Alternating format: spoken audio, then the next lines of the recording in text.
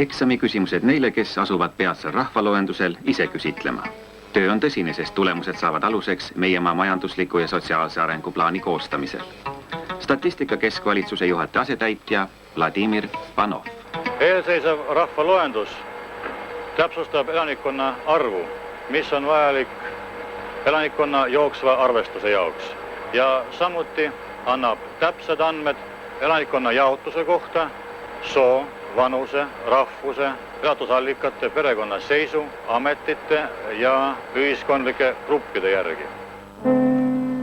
Ja materjalide töötlemiseks on uus meetod, mis lubab töötlusaega tervelt aasta võrra lühendada.